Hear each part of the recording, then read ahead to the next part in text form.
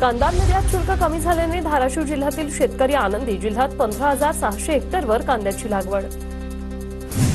गतवर्षीच्या खरीप हंगामातील कापूस सोयाबीन उत्पादक शेतकऱ्यांना 1600 कोटींची मदत करण्याचा सरकारचा निर्णय.